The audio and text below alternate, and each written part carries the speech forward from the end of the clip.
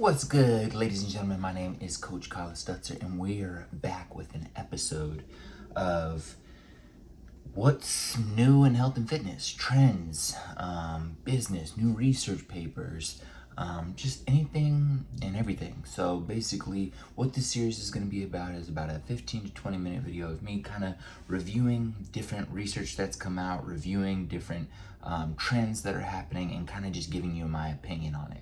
Before we get into this video, I'll try to announce that every video, I'm not claiming to be an expert, a specialist, a scientist, some elite thought leader in the space. I'm a personal trainer who's always looking to grow in the health and fitness space, always looking to figure out ways to provide information, value, insight around the health and fitness industry.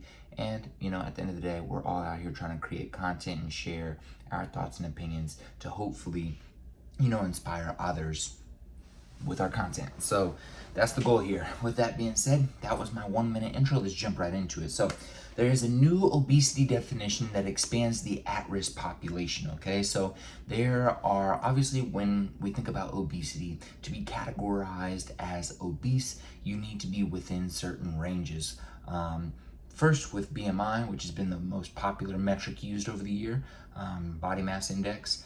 And what they say is if you're above 43%, then you're considered obese on the body mass index thingamajig. And it might be even less than 43%, but from what I last remember, 43%.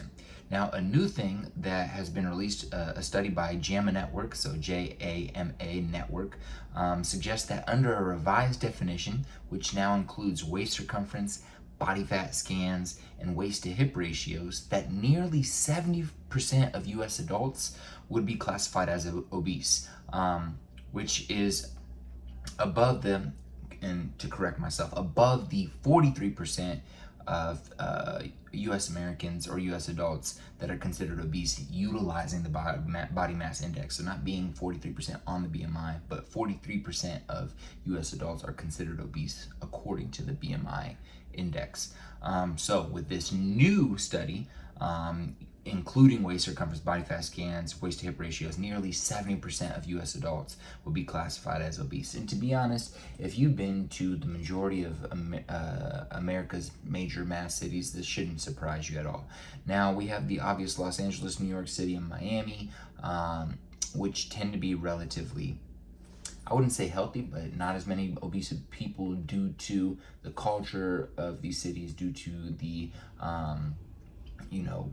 wellness ecosystems in those cities, and then obviously due to, for cities like New York City, walking all the goddamn time. So you're just constantly moving more than the average American.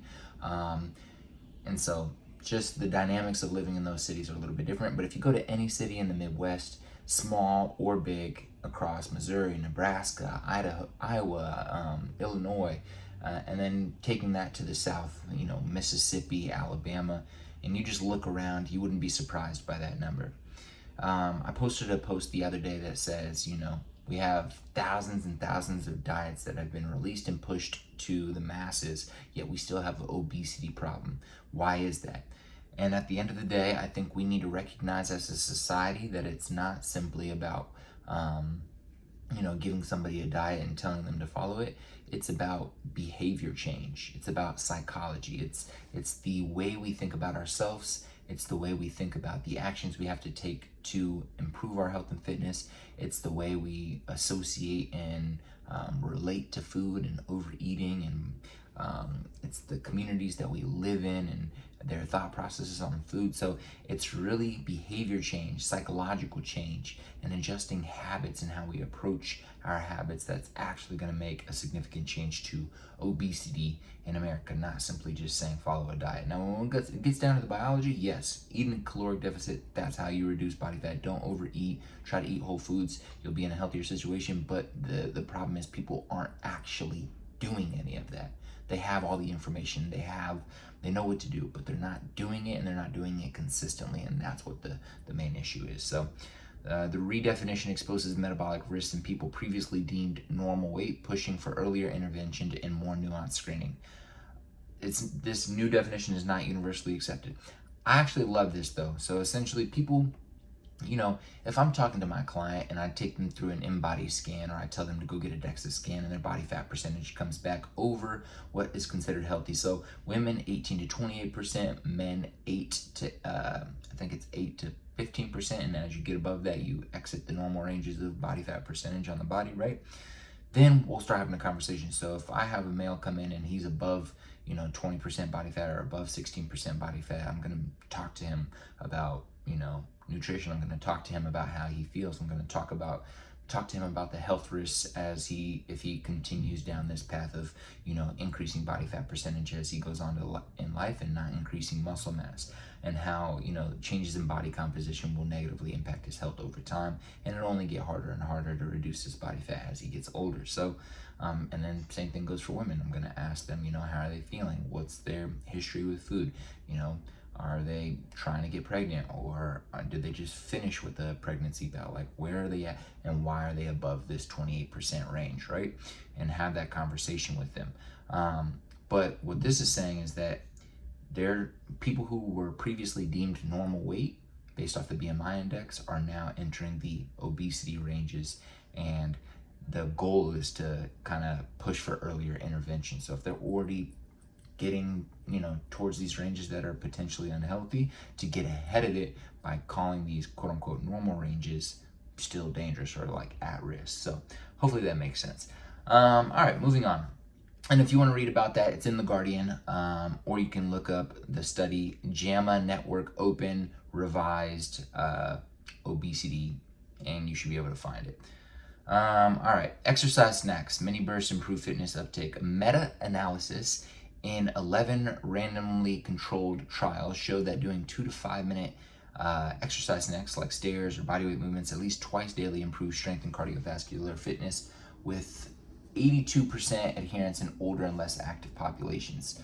All right, so first off, I just want to say that I think that this concept has been talked about for over 10 years now, but the only person who I see who has been consistently talking about it, providing consistent and valuable information about it, from providing research articles to providing exercise snack videos, examples for people to follow, posting on YouTube, constantly talking about the importance of these mini bouts of exercise throughout the day, especially for super busy people, and whether you're busy or not, for individuals who are just looking to get more active without having to go to the gym for an hour or having to go to the gym for 2 hours, is Joe Holder. So if you talk to Joe Holder, a little girlfriend interruption, but it's okay.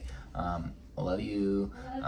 So if you look up Joe Holder exercise snacks, he has a whole brand. I think he trademarked the exercise snacks statement. Make movement a movement. He might have trademarked that too. It's super important to adopt this strategy into your life, whether you're already really active or not really active. So finding ways to get up and fucking move throughout your day could drastically improve your health. After you finish a breakfast, after you finish your lunch, after you finish your dinner, during your work day, going on a 5 to 10 minute walk can have extremely positive impact on your blood sugar levels, and blunting the blood sugar response that can be negatively associated with other health issues later in life, right? Going and getting up and just stretching your body, going through a few different mobility drills to, unwind your hips, right? So if I'm seated in this position, my lumbar spine's flexed, my hip flexors are in a flex position, my shoulders might be rolled forward, my neck might be pulled forward, and I might be in this position for 8 hours a day without any movement, and we do that for 10, 15, 20 years. If you just look around, you see then what happens. People end up like this. They end up in poor positions. They have shoulder issues. They have back pain. They have hip pain. They can't move correctly. And a lot of this is just being in poor positions for long periods of time without actually addressing and trying to reverse those poor positions. So more exercise snacks in your day, highly recommended. The concept helps overcome time constraints and psychological barriers, making fitness snackable. It may become a low friction entry point for clients who resist long workouts. Super, super true. So a lot of times I'll just tell people, they're like, oh, I want to come back to the gym, do 2 hours a week, or I want to come in 5 days a week. I'm like, bro, All I want you to do is go on a 10-minute walk every morning and a 10-minute walk every evening. Start there, then come holler at me. Somebody's like, I want to get back into running. I'm like, bro, just start off with a 30-second jog in the mornings, 30-second jog in the evenings, then come holler at me. Trying to get them used to these small but snackable movements that kind of get them back in tune with their body and just make them feel good so that they can kind of develop that positive association with health and fitness, besides just jumping into F45 class, killing themselves and being like, this is why I hate exercise. Anyways, there's many reasons for doing exercise snacks or implementing them into your life, but Joe Holder is a leader in the exercise snack space, so I'll definitely check out his content. But more than anything, if you're looking to understand how can I like implement exercise snacks into my life, 5 or 10-minute bursts of exercise. That can be a break at work, going up and down the staircases at your work office. That can be going outside and going on a 10-minute walk. That can be getting on the floor and busting out 10 push-ups every 30 seconds for 5 minutes or for 3 minutes. That can be, every 30 minutes an alarm goes off on your phone and you do 20 squats next to your, office chair.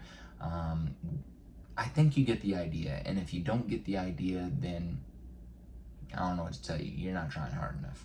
So boom. Anyways, moving on. Hot tub immersion may outperform saunas in immune and cardiovascular effect. I automatically disagree with this, but they say a recent physiology study found that hot water immersion triggers greater core temperature rise, heart rate response, and sweat loss than sauna use, leading to more immune activation, increased IL-6, and NK cell activity. This is published by GQ.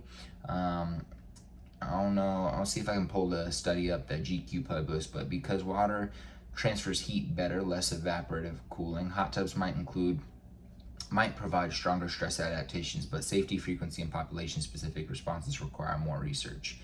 So at the end of the day, this requires more research. The only reason why I disagree with this is because, number one, access. Number two, what it says at the end there, safety, frequency, and the population.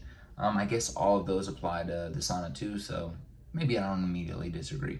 But my biggest issue is I don't really think hot tubs get hot enough. The main issue with certain saunas at different facilities, or trying to use a hot tub or a warm bath, is sometimes the temperature doesn't get high enough to stimulate the response needed or that you're looking for when we implement sauna into our lives for health reasons. So just pay attention to the temperature of the hot tubs you're utilizing. Do a little research behind like what temperature does it need to be at in your sauna for it to be positive or have a positive impact. But I would say starting minimum 150 degrees Celsius, and then moving up. I think 200 is a little too hot for most people. If you're just getting into the sauna, start at the lower range and then work your way up either in time. So if the sauna is already high and you don't have access to adjusting that temperature and it's like already 180 at the facility you go to, then start with 2-minute bouts, then 6-minute bouts, then 10-minute bouts, then 15, then 20, then 30-minute max, and then you're probably good there. Same thing goes for a hot tub. If the hot tub can stay hot and keep your core temperature hot for that long period of time, a lot of times people get in the hot tub and then their body kind of adjusts to the temperature, and then you just feel like you're chilling and it's no longer hot. Then that's my other issue with it. But at the end of the day, I'm not a specialist on the sauna side of things. It is cool that this is a study going on, saunas versus hot tubs. I'd recommend just using a sauna. Make sure it's hot enough, and make sure you work your way up. All right, different exercise patterns yield similar disease risk reduction. We'll skip over that one. Ultra processed foods linked to systemic inflammation. We already know this, ladies and gentlemen. But new research associates high intake of ultra processed foods with elevated HSCRP, a marker for inflammation, especially in older adults, which contributes to risk for heart, metabolic, and autoimmune disease. There's so many studies already out there about the negative impacts of ultra processed foods. So at this point, if you're eating ultra processed foods for 90% of your diet, you're making an active choice. You're aware at this point that it is not ideal for your health, especially not long term.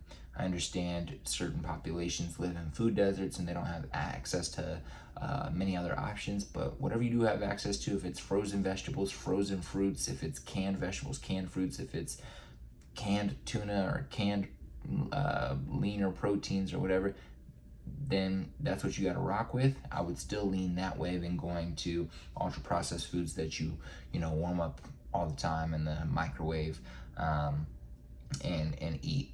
Like if you can warm it up in 2 minutes and eat it, and it can stay in the fridge for like more than 2 weeks, I wouldn't even rock with it. But canned foods, frozen vegetables, frozen fruits, they've shown a lot of positive feedback on them still being super healthy, and a better option than choosing a more ultra processed food, if that makes sense. So that's where I would lean there. Oral obesity drug shows possible 20% weight loss in trial. Okay, so this is very interesting. I'm not going to talk about it too much, but obviously we're all aware of the Ozempic trend. Wegovy, Ozempic, GLP-1s in general. Right now, the only way to do this mass market is through a shot. So normally people shoot it in their stomach or in their leg. It's like a quick poke, and you're boom, a few times a day, I think, once or twice a day or once or twice a week. I can't remember the frequency. I don't personally take it, and I haven't talked to my clients in depth about their process.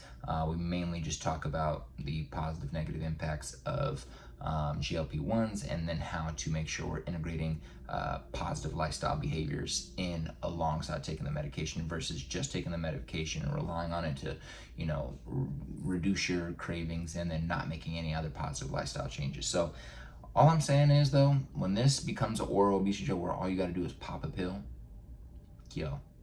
this shit is already like, the industry boomed. What's it called? I'm forgetting the name of the companies, but the companies that like release these medications boomed in terms of revenue. The industry is massive, but imagine how much more massive mass market adoption is gonna happen when it becomes just a pill. Like, how many people are scared of shots, scared of needles? But imagine if you just gotta buy a box of pills. It's gonna be crazy. It's gonna be crazy. But long story short, this is just saying that weight loss trial of oral obesity drug is showing 20% weight loss in trial. So not yet approved. Adoption will depend on cost, side effects, and clinical guidelines. Yes, but people are, as soon as that pill comes out and it says it does a pretty good job, there's going to be mass adoption. I don't think people are going to be really questioning cost, side effects, or clinical guidelines, because you might think people are questioning that online right now, but so many people are taking it. Even people talking shit about it online are probably taking it, so I ain't worried about that. But being underweight may carry higher mortality risk than moderate obesity. Listen, moderation in all things. You shouldn't be underweight. You shouldn't be overweight. That only leaves one other option. Is there ranges in there? Yes. That doesn't mean you only can be one weight, but imagine a spectrum is like a long ass spectrum, and over here is underweight, over here is overweight, and there's this massive area of a healthy range. Find that for you, your body type, your height, what feels good to you, what makes you feel confident, what your doctor says is good, and what weight your blood markers are giving you positive responses on it. You're not super inflamed, and you're relatively healthy. There's a pretty big range there for all the 7 billion people on Earth. But listen, don't be underweight, don't be overweight. Obviously, it's not that simple, but it is conceptually. But a Danish population study suggests that being too thin, below the reference BMI, carries a higher death risk than being moderately obese. That the so-called obesity paradox persists in certain contexts.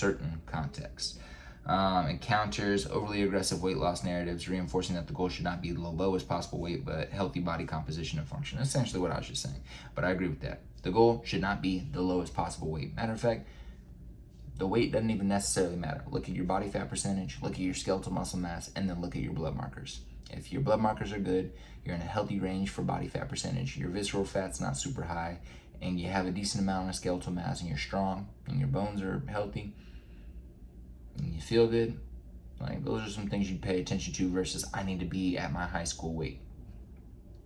No.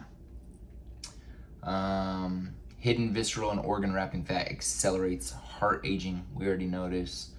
Walking more, not faster, reduces chronic back pain risk.